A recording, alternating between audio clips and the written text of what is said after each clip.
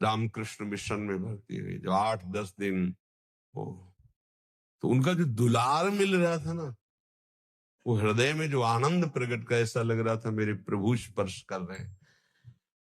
हमारे पास सामर्थ्य नहीं है तो शरीर से, व्यवहार से, बुद्धि से, अगर अर्थव्यवस्था है तो अर्थ भी लगा करके प्राप्त सेवा का त्याग करने से भजन में हानि हो जाती है।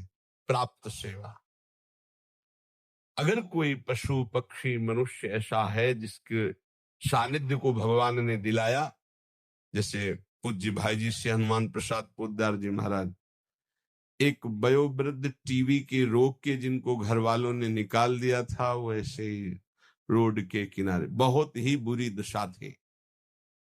तो किसी भक्त ने बताया कि ऐसा ऐसा कई दिन से देख रहे हो, बहुत। भाई जी नजदीक गए, उनको उठा के लाए, अपने एक कमरे में रखा, जांच करवाई तो टीबी बहुत बढ़ी हुई थी।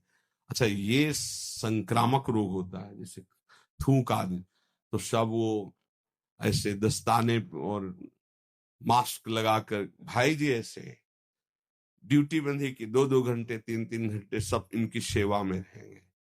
अपरिचित, रोग ग्रसित, अनाथ, प्राप्त सेवा ये भगवत स्वरूप है। भाई जी से कहा, भाई जी संक्रामक रोग होता है, आप मास्क नहीं लगाए, आप सावधान। बोले, देखो आप मरीज की सेवा कर रहे हो, हम भगवान की सेवा कर रहे हैं, हमें कुछ नहीं होने वाला, क्योंकि मैं अपने भगवान की सेवा कर रहा हूं। आप मरीज की आप जरूर पहनिएगा, क्योंकि आप मरीज की कर रहे हैं, हम श्री भगवान की, हमारे श्री भगवान। बड़े बड़े महापुरुषों से शिक्षा मिलती है, कभी ऐसा अवसर मिले तो जरूर वहां प्रमाद नहीं करना चाहिए कि हमारा क्या नहीं, भगवान उस रूप में आपको कुछ विशेष स्थिति प्रदान करने के लिए सेवा का अवसर दिए।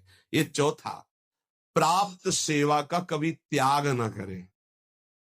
जैसे एक दो बार ऐसा हुआ है कि कई दिन से भूखे हैं बाबा, कहीं मिलेगा क्या, कहीं भोजन की व्यवस्था है क्या? भोजन की कहाँ व्यवस्था है तो मुझे पता नहीं, लेकिन आइए आप। जो कुछ भोग का श्री जी का, एक एक लड्डू लगा दिए, मिश्री लगा दिए, ऐसे वो रखा, आप इसे पाइए और अभी हम मांग के लाते हैं। हमारी जितनी सेवा में सामर्थ्य है उतना हम आपको, अगर आपके पास भोजन की व्यवस्था है और कोई दुखी है, भूखा है, प्यासा है, आप दे दीजिए।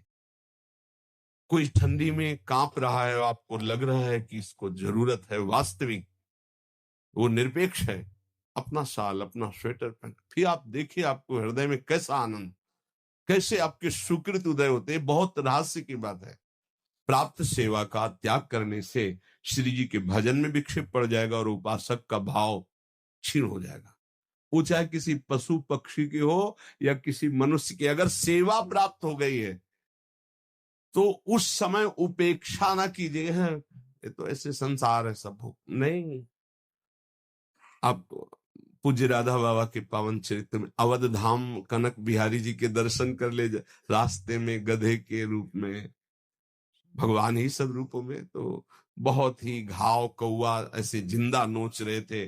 बाबा ने देखा तो सब, अब बाबा प्राय मौन रहते थे, अपना अचला उतारा, पूरा उड़ा दिया, बस एक ऐसे ऐसे मक्खियां उड़ा रहे। भाई जी को चिंता रहा करती थी, क्योंकि बाबा भावावेश में कभी भी कहीं भी खड़े हो गए, कहीं तो पीछे मुड़ के दे, राधा बाबा कहाँ है, पता नहीं कहाँ है। अब दौड़ भाग हुई तो देखा कि अरुण वजन का जो भगवा वस्त्र है वो उस गधे को उड़ाए हुए आप ऐसे। तो कहा कनक बिहारी के पट बंद हो जाएंगे इतने, जब तक ये परम धाम नहीं जाएगा तब तक हम कनक बिहारी के दर्शन नहीं करेंगे। अभी जब इतने बड़े महापुरुष का वस्त्र ऊपर पड़ गया और हाथ लग गया, तब भोग कौन सा रह जाएगा?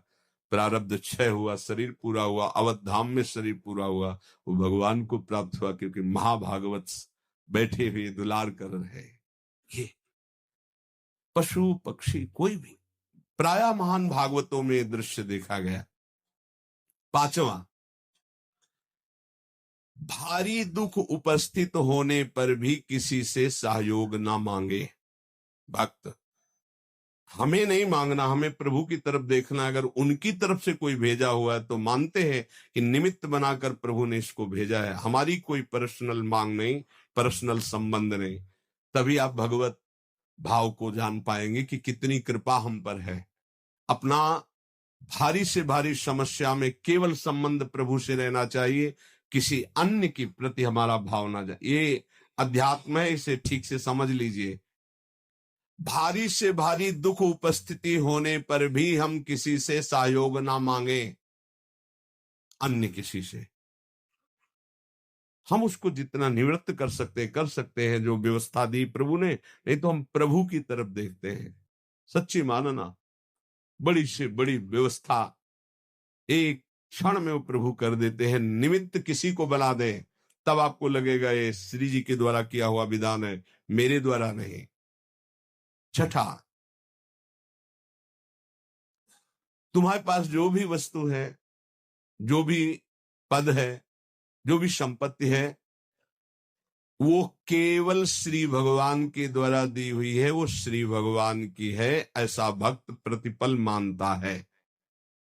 नाथ सकल संपदा तुम्हारी, मैं सेवक समेत सुत नारी। साधन वैराग्य मार्ग में जो तपस्या है, जो भजन है, जो ज्ञान है, जो वैराग्य है, जो प्रेम है, जो भी, वो प्रभु के द्वारा प्रदत्त है। इसलिए कभी उसका अभिमान न करे, न बाहरी पद प्रतिष्ठा संपत्ति का, न आंतरिक तप समाधि आदि तक का। सातवां, कोई भी प्राणी कितना भी तुम्हारे प्रति, वही जो अभी वृंदावन महिमामृत में सुना, कितना भी अपमान करे, निंदा करे, अपराध करे, चुप रहना, सहन कर जाना, कुछ मत बोलना। उसकी तो तुम्हारी क्षमा ही जाकर के बुद्धि ठीक कर देगी। दंड से ज्यादा क्षमा में बल होता है, ध्यान रखना। भगवान शिव कह रहे हैं, अपने कर्म जाए अपकारी, उमा क्षमा साप होते भारी। यदि आपने क्षमा कर दिया तो आपका आनंद बढ़ेगा, और वो क्षमा उसके लिए सांप से भी अधिक दंड जाकर के देगी। हमें ऐसी भी भावना नहीं करनी, हमें हृदय से क्षमा करना है। पर वो अपकार करने वाला अपने आप जलेगा, अपने आप नष्ट होगा। आपको क्षमा ही करना। जैसे किसी किसी की सोच है कि अगर उसे क्षमा कर दिया तो बढ़ता चला जाएगा। नहीं, ये क्षमा ही अस्त्र है, उसको जाकर के परास्त करेगी, उसके हृदय को, उसकी बुद्धि को ऐसी जगह गिराएगी, उठ नहीं पाएगा। उमा क्षमा साप उते भारी, सांप से भी, दंड से भी ज्यादा उसका वो क्षमा हिसाब कर देगी। आपकी तरफ से क्षमा होना चाहिए। ये संत, ये भक्त, ये वैष्णव जनों का बल होता है। क्षमा एक बल है। आठवां, अपने गृह कार्य करते हुए या अपने साधन कार्य करते हुए बुद्धि को चंचल ना होने दे, अपने साधन पे रखे, अर्थात नाम जप चलना चाहिए। कार्य करते हुए, अपने साधन कार्य को करते हुए बुद्धि को चंचल ना होने दे, उसे अपने लक्ष्य में रखिए, अपने आराध्य देव में रखिए, श्यामा श्याम में रखिए।